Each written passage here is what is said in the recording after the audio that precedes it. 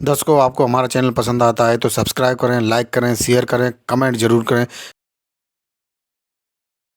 मेरे निवास पर भी पुलिस ने मुझे नज़रबंद किया, लेकिन मैं अपनी सूझबूझ से पुलिस को चकमा देकर मैं पुनः लखनऊ पहुंचा।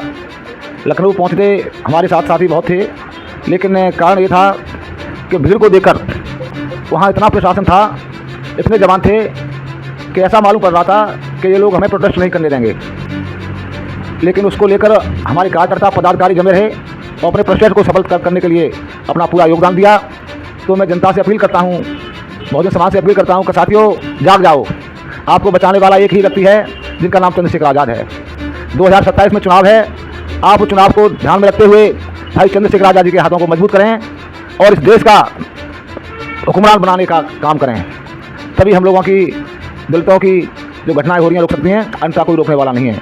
शहर से बाहर हमारे पदाधिकारियों कार्यकर्ताओं को रोका गया, गाड़ी रोकी गई। उसके बावजूद भी उस चौक पर जहाँ प्रोटेस्ट चल रहा था वहाँ भी मैं जानता हूँ करीब 20-25 हज़ार लोगों की भीड़ थी। बाकी के आप इधर उधर के जो चौराहे हैं बहुत चौराहे भरे पड़े हुए थे।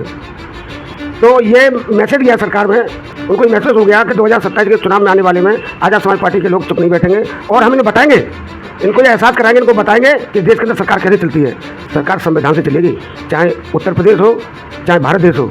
लेकिन जिस तरीके से उल्लंघन कर रहे हैं उसका मैं कड़े शब्दों में निंदा करता हूं और विरोध प्रकट करता हूं। हम अपनी बात को रखने के लिए लखनऊ में गए। जो सरकार ने हमारे साथ जो भेदभाव किया वो पूरा देश और बाहर के लोगों ने भी देखा कि भारत में ऐसा चल रहा है। हम आगे की हमारी तैयारी है, हम न रुकेंगे न झुकेंगे। हम इसी तरीके से महापुरुषों के आंदोलन को आगे बढ़ाने का काम करेंगे। तो हमारी जो आवाज़ को दबाने का काम, हमारे आंदोलन को पिछड़ने का काम ये जो योगी सरकार कर रही है। फिर भी हमारे कर्मठ कार्यकर्ता सभी पदाधिकारी अपने आप को डिटेन होते हुए कैसे भी करके किसी किन्हीं प्रयासों से धीमे धीमे करके लखनऊ अधिक से अधिक मात्रा में पहुँचे। हमारी गाड़ियों को बीच में रोका गया, हमारे जिलाध्यक्ष को, प्रत्येक जिले के जिलाध्यक्ष को रोका गया, मंडलाध्यक्ष को रोका गया और जो हमारे कार्यकर्ताओं गाड़ी रास्ते में गई, खासकर की गाड़ी थी बस डिटेन कर ली गई। हमारे आगरा से गाड़ियाँ गई वो डिटेन कर ली बीच में। तो किसी भी माध्यम से लोग बाइक से गाड़ी छोड़ के दूसरी गाड़ी ट्रांसफर करके ट्रेन के माध्यम से अत्यधिक तादाद में लखनऊ हमारे कार्यकर्ता पहुँचे। हमारे कार्यकर्ताओं को जोश देखते हुए शासन इतनी बुरी तरह हतप्रस्त हो गया, उनके हाथ पैर फूल गए कि उन्होंने जो हमारे हजारों की तादाद में कार्यकर्ता थे, आरएएफ, पीएसी, यूपी पुलिस, इतनी बटालियन बुला रखी थी वहाँ पर व्यवस्था के लिए और गाड़ियाँ डिटेन करने के लिए खड़ा करी। तो हमारा आंदोलन जो था वो पूरी तरह सफल रहा। पब्लिक बहुत ज़्यादा थी, क्राउड बहुत ज़्यादा था।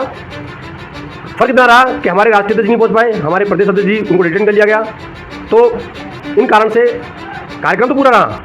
नमस्कार दर्शकों, मैं हूं अमित बॉर्सन और आप देख रहे हैं रेंजर टीवी इंडिया। ना धर्म ना जात, केवल सत्य के साथ। दर्शकों, जिस प्रकार से आज़ाद समाज पार्टी काशीराम और भीम आर्मी के द्वारा जो 10 मार्च को लखनऊ में आंदोलन का आगाज किया गया था, उसको देखते हुए उत्तर प्रदेश के मुख्यमंत्री आदित्यनाथ जी के द्वारा जो आज़ाद समाज पार्टी काशीराम के पदाधिकारियों को डिटेन किया गया था और उनको हाउस अरेस्ट किया गया था, उसको देखते हुए क्या कहना है इस आंदोलन के बारे में आज़ाद समाज पार्टी काशीराम और भीम आर्मी के पदाधिकारियों को, आइए जानते हैं। सर, जो आपका जो आज़ाद समाज पार्टी काशीराम और भीम आर्मी का जो आंदोलन था 10 मार्च का, उसको देखते हुए आप क्या कहना चाहेंगे? जिस प्रकार से आपको डिटेन किया गया और जो आज़ाद समाज पार्टी और भीम आर्मी के जो बड़े बड़े पदाधिकारियों को भी हाउस अरेस्ट किया गया, उसके बावजूद भी आंदोलन किस प्रकार से रहा? देखिए, पूरे देश में अनुसूचित जाति, अनुसूचित जनजाति, दलितों पर और आदिवासियों पर, पिछड़े वर्गों पर, अल्पसंख्यकों पर, मुसलमानों पर, सिखों पर, ईसाइयों पर जो जुल्म ज्यादतियाँ हो रही हैं, जगह जगह बारातें रोकी जा रही हैं अनुसूचित जाति के लोगों की। उन बारातियों को मारा पीटा जा रहा है। तो बहन बेटियों का अपहरण करके बलात्कार किया जा रहा है छोटी बच्चियों के साथ। अभी कासगंज में घटना घटित हुई थी, हम लोग वहाँ गए तो एक 12 साल की बच्ची को मार दिया और एक बच्ची को उठा के ले गई। ऐसी तमाम घटनाएं पूरे देश में हो रही हैं और भाई चंद्रशेखर आज़ाद जी जो बहुजनों के एकमात्र राष्ट्रीय नेता हैं, इस समय दलितों, पिछड़ों, मुसलमानों, सिखों, ईसाइयों, आदिवासियों के जो एकमात्र नेता हैं आवाज़ उठाने वाले, उनके ऊपर दो बार अभी हाल ही में हमले हुए। मथुरा में हमला किया गया साजिश के तहत और उड़ीसा में भी हुआ। तो ये सब जातियों के खिलाफ आज़ाद समाज पार्टी भीम आर्मी ने इस मार्च को हर प्रदेश में राज्यपाल को ज्ञापन देने के लिए कि राज्यपाल के माध्यम से महामहिम राष्ट्रपति जी को ज्ञापन भेजा जाएगा और जगह जगह हम सड़कों पर उतर करके विरोध प्रदर्शन करेंगे। उत्तर प्रदेश सरकार को यह गवारा नहीं लगा, योगी जी को यह पसंद नहीं आया, क्योंकि उत्तर प्रदेश में न तो समाजवादी पार्टी जुल्म जातियों के खिलाफ सड़कों पर उतर रही है,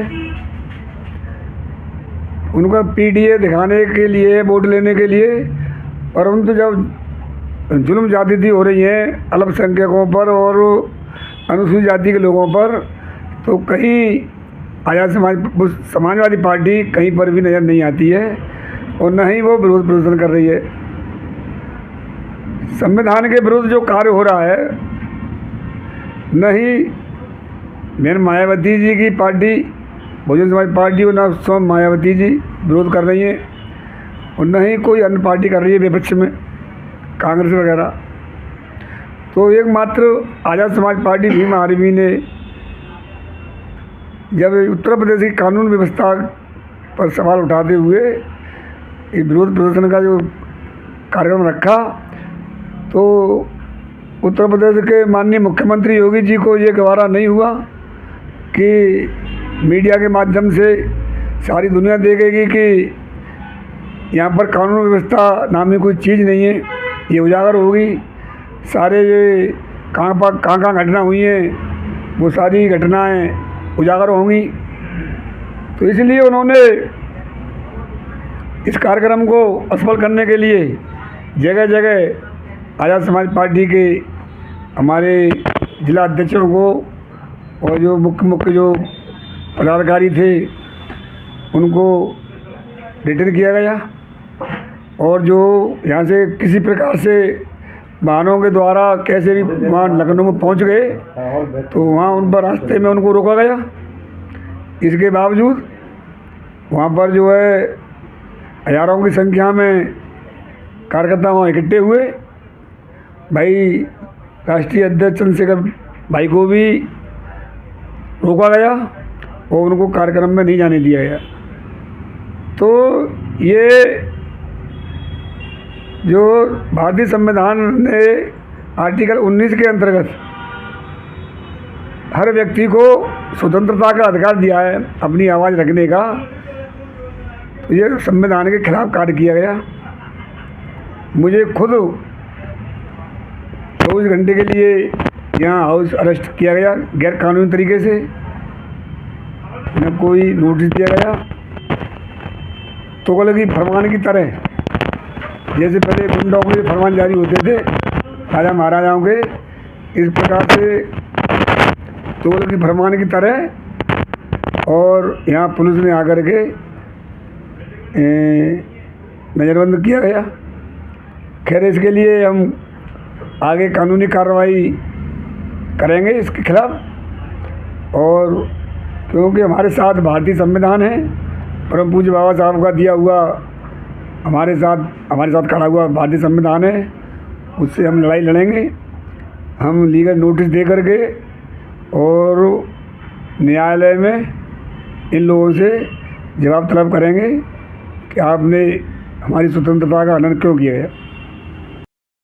रंजन टीवी इंडिया, मैं नंदकिशोर चौधरी, आज़ाद समाज पार्टी काशीराम का महानगर का सचिव पूर्व पदाधिकारी और हमारी टीम और हमारे सीनियर साथी अन्य रामपाल नेताजी, पंडाध्यक्ष जी, हमारे साथ जिला प्रभारी डॉक्टर सतीश संगम जी, हमारे माननीय प्रदेश संगठन मंत्री श्री श्याम प्रसाद मोदी जी और किसान मोर्चा के जिलाध्यक्ष साथी बलवीर भाई जी, दिनेश भाई जी, सभी लोग आपका बहुत बहुत आभार प्रकट करते हैं, जो कि हमारे समाज के दलित वंचित शोषित समाज की आवाज़ को पुरजोर बुलंदी से अपने चैनल के माध्यम से प्रसारित करते हैं। हम सब तहे दिल से आपका आभार प्रकट करते हैं। 10 तारीख को लखनऊ में जो महामहिम राष्ट्रपति को ज्ञापन के लिए हमारी पार्टी का जो आह्वान हुआ, हमारे राष्ट्रीय अध्यक्ष भाई चंद्रशेखर आज़ाद जी के आदेशानुसार, तो हमारे पार्टी ने हर प्रदेश में युद्ध स्तर पर तैयारी की और तैयारी की भनक जो शासन प्रशासन को लगी, केंद्र में प्रधानमंत्री मोदी तक ये आवाज़ गई, स्टेट में योगी सरकार तक आवाज़ पहुंची, तो जो हमारी जो तैयारी की जो आवाज़ थी वो उनके कानों तक पहुंची और सरकार पूरी तरह हिल गई कि भाई इतना बड़ा हुजूम अगर लखनऊ में आएगा तो हम क्या करेंगे, और हम विश्व मीडिया पर जाकर के क्या संदेश देंगे कि इंडिया के अंदर ये हालत है। तो हमारी जो आवाज़ को दबाने का काम, हमारे आंदोलन को पिछड़ने का काम ये जो योगी सरकार कर रही है, फिर भी हमारे कर्मठ कार्यकर्ता सभी पदाधिकारी अपने आप को डिटेन होते हुए कैसे भी करे किसी किन्हीं के प्रयासों से धीमे धीमे करके लखनऊ अधिक से अधिक मात्रा में पहुँचे। हमारी गाड़ियों को बीच में रोका गया, हमारे जिलाध्यक्ष को, प्रत्येक जिले के जिलाध्यक्ष को रोका गया, मंडल अध्यक्ष को रोका गया, और जो हमारे कार्यकर्ताओं की गाड़ी रास्ते में गई, कासगंज की गाड़ी थी, पूरी बस डिटेन कर ली गई, हमारे आगरा से गाड़ियाँ गई वो डिटेन कर ली बीच में। तो किसी भी माध्यम से लोग बाइक से गाड़ी छोड़ के दूसरी गाड़ी ट्रांसफ़र करके ट्रेन के माध्यम से अत्यधिक तादाद में लखनऊ हमारे कार्यकर्ता पहुँचे। हमारे कार्यकर्ताओं को जोश देखते हुए शासन इतनी बुरी तरह हस्तप्रस्त हो गया, उनके हाथ पैर फूल गए कि उन्होंने जो हमारे हजारों की तादाद में कार्यकर्ता थे, RAF, PAC, यूपी पुलिस, इतनी बटालियन बुला रखी थी वहाँ पर व्यवस्था के लिए और गाड़ियाँ डिटेन करने के लिए खड़ा करी। तो हमारा आंदोलन जो था वो पूरी तरह सफल रहा। पब्लिक बहुत ज़्यादा थी, क्राउड बहुत ज़्यादा था।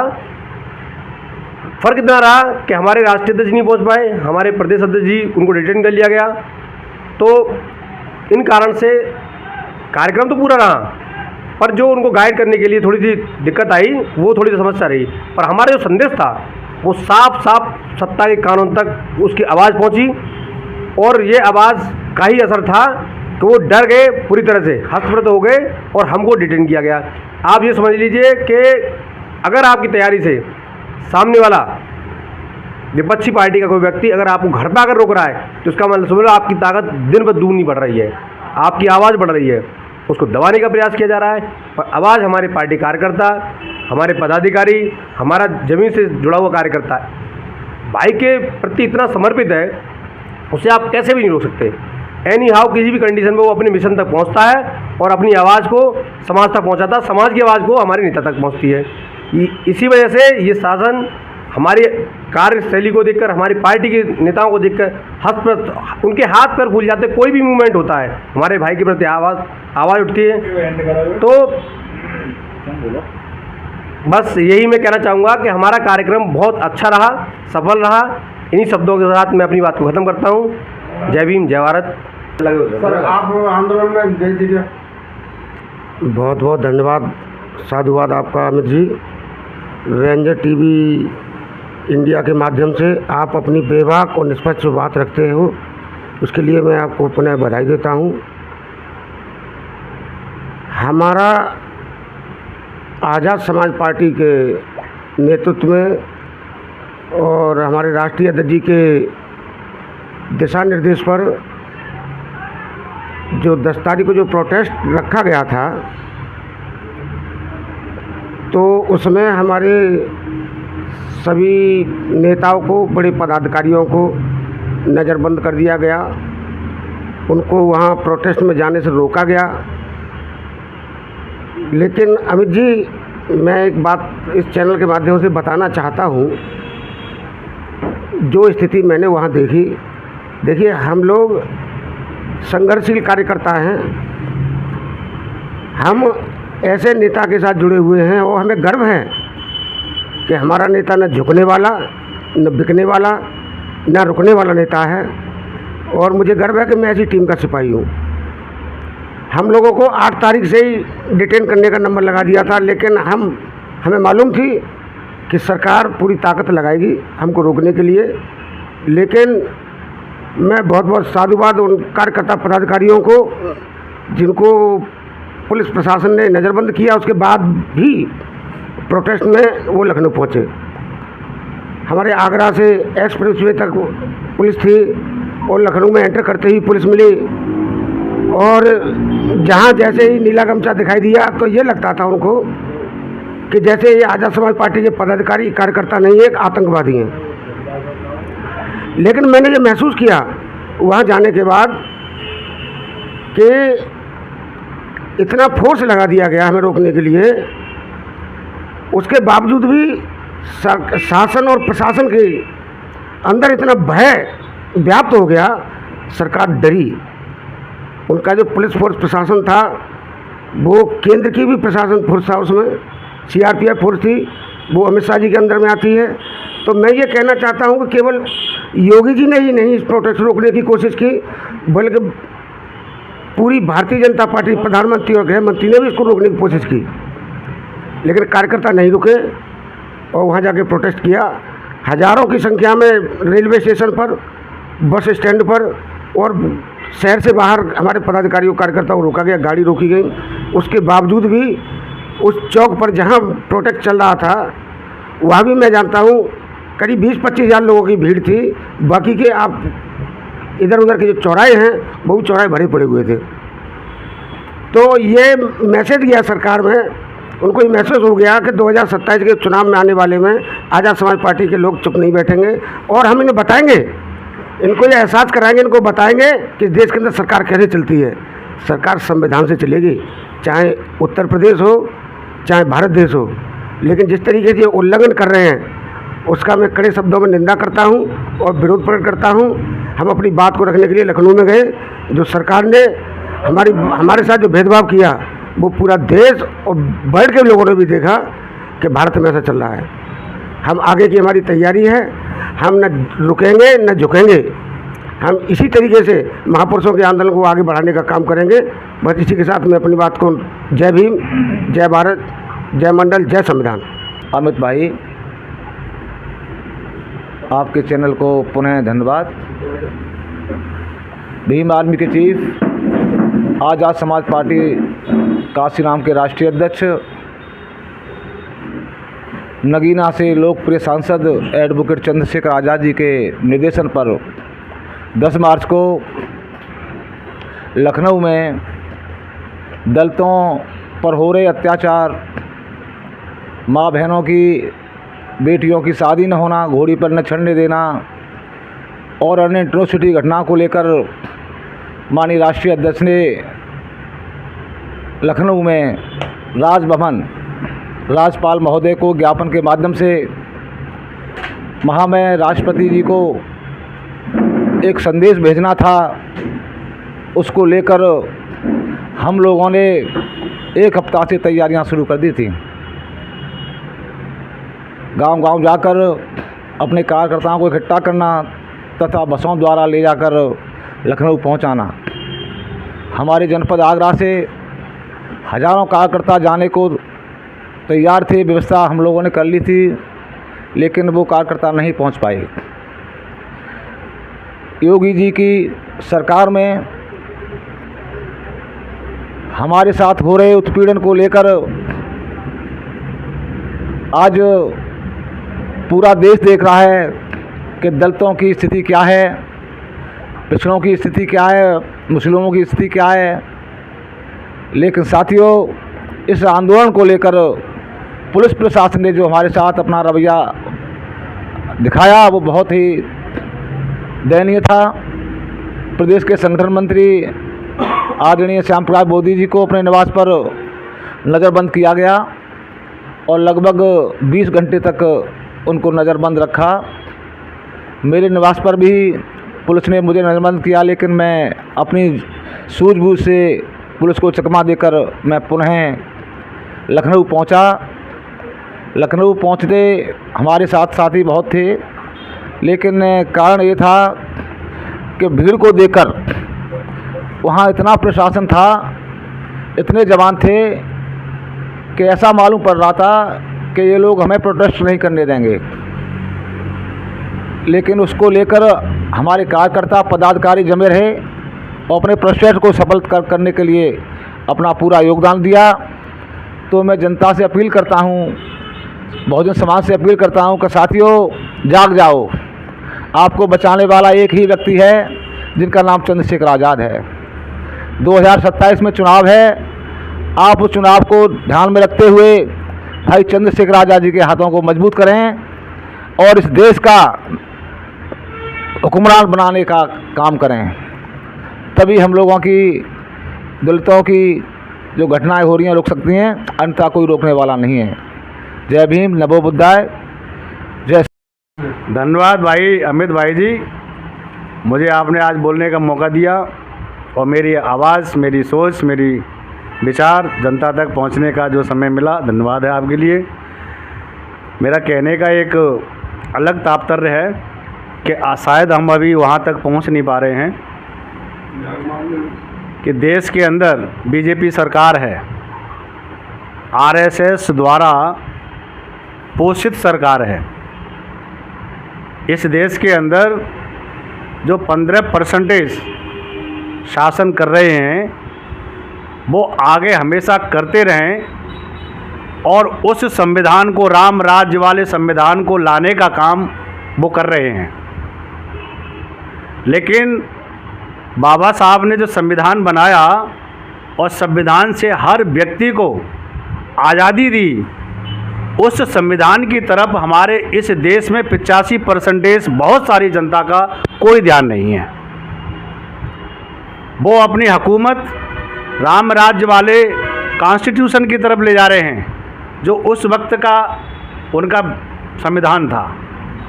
और इसका सीधा साधा उनकी स्टार्टिंग, उनने जो तीसरी बार शपथ ली देश के प्रधानमंत्री जी ने, तो आपने देखा होगा कि बाबा जी खड़े हैं और वो एक सत्ता हस्तांतरण का जो प्रतीक है सिंगौर, वो रखा हुआ है। तो अब सबको दिखाई दे रहा है कि वो किस तरीके से इस देश के अंदर शासन करना चाहते हैं और उस दिशा में वो लगातार बढ़ रहे हैं और अपना गति पकड़ रहे हैं। लेकिन इस देश के SC ST सांसद, विधायक, मंत्री सब स्वार्थ के कंबल ओढ़ के आराम से सो रहे हैं, किसी को कुछ परवाह नहीं है। भाई जी इसके विरोध में आवाज़ उठा रहे हैं। भाई जी ने अंधविश्वास के विरोध में आवाज़ उठाई, कुंभ के मेला में उनके आड़ो हाथ ले लिया। उत्तर प्रदेश में कानून व्यवस्था बिल्कुल ख़त्म हो गई है, उसमें आवाज़ उठा रहे हैं, उसको होने नहीं दे रहे हैं। और जब उनके इस आवाज़ उठाने वाले मुद्दे को सभी लोग देख रहे हैं, उत्तर प्रदेश में संविधान से बने SC ST के सांसद सभी देख रहे हैं, क्या वो चाह नहीं सकते कि अगर वो इस सरकार से, केंद्र की सरकार से अगर वो अपना इस्तीफा ले लें, इस्तीफा दे दें, और तो उनकी सरकार 1 मिनट में गिर जाएगी। समर्थन वापस ले लें, सरकार गिर जाएगी। लेकिन कोई नहीं सोच रहा है। अगर भाई जी ने इस तरफ आवाज़ उठाई तो इस तरीके से जो हिटलरशाही व्यवस्था, उत्तर प्रदेश की सरकार, योगी जी जो बैठे हैं वो हिटलरशाही व्यवस्था एकदम अपना रहे हैं। ऐसी तो व्यवस्था उस जर्मन के हिटलर ने अपनाई थी, चैम्बर बनवा दिए, लोगों को मारा। आज वही काम इस देश के बहुजनों के प्रति ये सरकार कर रही है। आप देखिए, भाई जी ने उस परिवार को सांत्वना के लिए जो घटना घटी थी मथुरा में, तो उस बेटी का क्या कसूर था? जिस बदतमीजों ने उनके साथ में गलत किया, क्या उनकी माँ इस गांव के अंदर उसका बाप ब्याह के नहीं लाया? क्या वो बेटी का अधिकार नहीं है हमारी तुम्हारी बेटी का कि वो इस सामाजिक व्यवस्था के अनुरूप चले? क्या ऐसा योगी सोचते नहीं है? ऐसी घटना दोबारा न होने पाए, ये मुख्यमंत्री जी ने आज तक इस पर विचार नहीं किया और न ही कोई स्टेटमेंट दिया। बार बार वही घटना दोहराई जा रही हैं और उन घटनाओं का वीडियो बना करके वायरल किया जा रहा है। इनका दुस्साहस इतना है। आप इसकी तरफ बिल्कुल किसी का ध्यान नहीं। अगर भाई जी ने इसकी तरफ बोल दिया तो उन सभी कार्यकर्ताओं को, अच्छे लीडरों को उनके डिटेन कर दिया गया, बोलने का मौका तक नहीं दिया, सही बात कहने का उनको समय नहीं दिया गया, मौका नहीं दिया गया, उनको अरेस्टिंग कर दी गई एक तरह से। ये कोई उनका अपना निजी वो है क्या? वास्तव में एक हिटलर बने संविधान का कोई उन्हें डर नहीं है, खौफ नहीं है क्या? न्यायालय इन अखबारों को देख करके स्वतः संज्ञान ले लेती। मैं आज एक छोटी सी बात मैं अपने न्यायालय के प्रति कहता हूँ, न्यायपालिका की तरफ कहता हूँ कि अखबारों से वो स्वतः संज्ञान ले करके अपना स्टेटमेंट देती हैं, न्याय देते हैं और उस पर केस चलाते हैं। क्या आज न्यायपालिका आर्टिकल 19 में इस लोकतंत्र में आर्टिकल 19 को किस तरीके से गला घोंटा जा रहा है, ये उनको वो पढ़ नहीं रहे हैं या देख नहीं रहे हैं? कुछ नहीं हो रहा है। और इस देश का बहुजन, इस देश के स्वार्थी लोग, इस देश में जो SC ST से बने सांसद चुपचाप आंख मीच कर सो रहे हैं। ऐसा उन्हें नहीं सोना चाहिए। और इस देश के बहुजनों के प्रति उन्होंने अगर समर्थन वापस ले लिया, सेंटर की सरकार उन्होंने अगर गिरा दी, तो इस देश के वे सबसे बड़े नायक बनेंगे, इस बहुजनों के सबसे बड़े नायक बनेंगे। मेरा इतना ही कहना है। इस देश में, इस प्रदेश में ऐसी घटनाएं जो दुस्साहसिक रूप से हो रही हैं, ऐसी घटनाओं का संज्ञान योगी जी को लेना चाहिए और दूसरी बार ये घटना कभी नहीं होना चाहिए। एक घटना अभी सामने आई है, अभी ताज़ी घटना है। एक लड़के को 3 लोग मार रहे हैं और ईंट से मार रहे हैं, सर पे वार कर रहे हैं, मारने का पूरा प्रयास कर रहे हैं, उसका वीडियो बना रहे हैं और वीडियो उसका अपलोड करके वायरल कर रहे हैं। उनको डर नहीं लगता कि हम स्वतः एविडेंस दे रहे हैं? और दूसरी बात यह है कि अगर वो लड़के पकड़ लिए हैं तो उन पर नाटक करवाया जा रहा है। स्पष्ट रूप से एक जवान लड़का नौरे के चल रहा है और एक अधगा वो कब सीधा चल जाता है, कब टेढ़ा चल जाता है। इसमें पुलिस संलिप्त है, हर क्राइम में पुलिस संलिप्त है। जो वीडियो बना करके वायरल करते हैं, ये पुलिस की जिम्मेदारी होती है और आगे ऐसी घटना न हो पाए, ये मुख्यमंत्री जी की जिम्मेदारी होती है। बस अमित जी, मैं ये कहना चाहता हूँ। जय भीम। तो आपको आज का ये वीडियो पसंद आए तो सब्सक्राइब ज़रूर करें, शेयर लगभग 2 से 3 लोगों पे ज़रूर करें, जिससे कि हमारा चैनल आगे बढ़ सके और हम भारत देश में संविधान लागू करवा सकें। इसी के साथ विदा लेते हैं। नमस्कार।